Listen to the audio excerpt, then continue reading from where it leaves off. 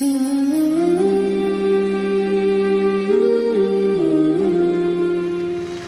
আলাইকুম। আপনাৰ নাম কি আছে? ৰবিউল হোসেন।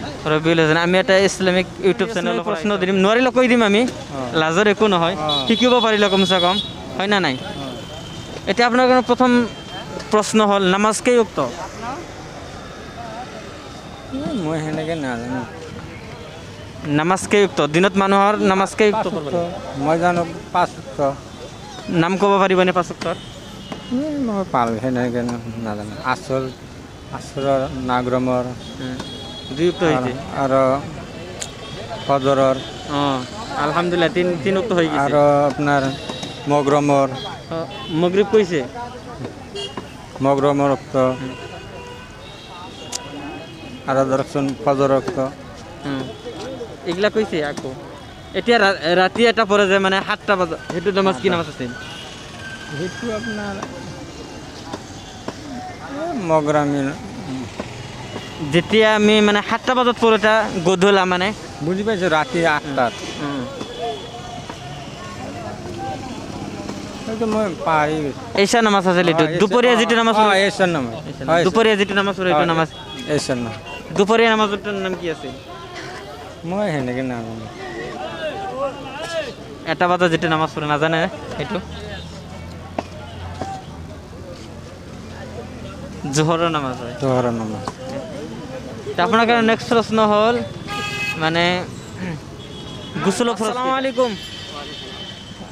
অলপ থিয় হ'ব নেকি? মানে আমি এটা ইউটিউব চেনেলৰ পৰা আহিছোঁ, কিছুমান আপোনাক ইছলামিক প্ৰশ্ন কৰিম। যদি আপুনি ৰাইট আনচাৰ দিব পাৰে তেনেহ'লে আমাৰ তৰফৰ পৰা আপোনাৰ কাৰণে গিফ্ট আছে।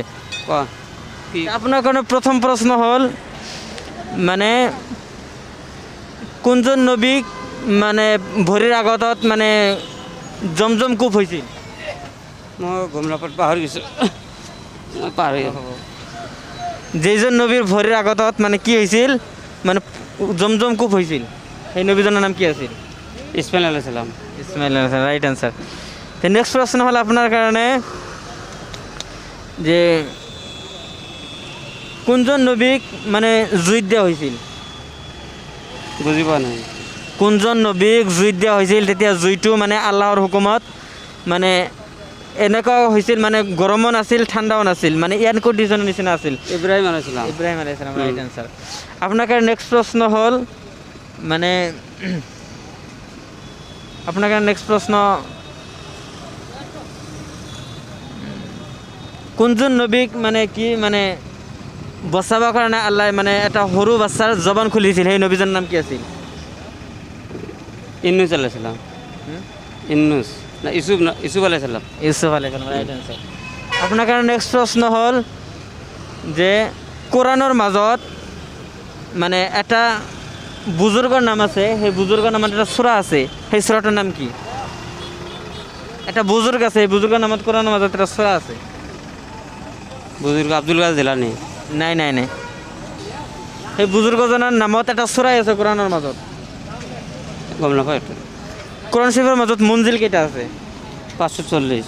মঞ্জিল 7 মঞ্জিল। কোৰাণ শৰীফৰ মাজত সূৰা কেইটা আছে? 114। যেনেকৈ আলহামদুলিল্লাহ বহুত ভালকৈ আপুনি জবাব দি আছে।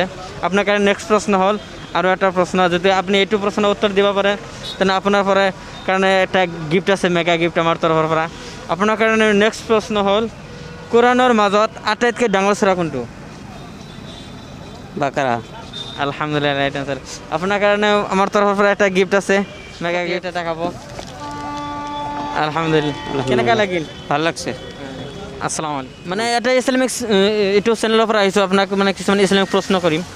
আপোনাৰ কাৰণে প্ৰথম প্ৰশ্ন হ'ল মানে কোৰাণৰ মাজত এনেকৈ এটা সূৰা আছে যে সূৰাটো মানে 3বাৰ পঢ়িলে একবাৰ কোৰাণ খতমৰ সব পায়, সেই সূৰাটোৰ নাম কি আছিল?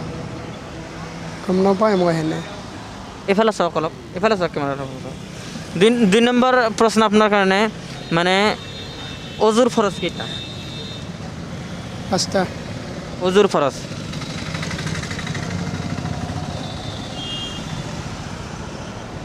ফৰজ কেইটা দাদা? নাজানো। অলপ ভাবি চাওক। নামাজৰ ফৰজ কেইটা?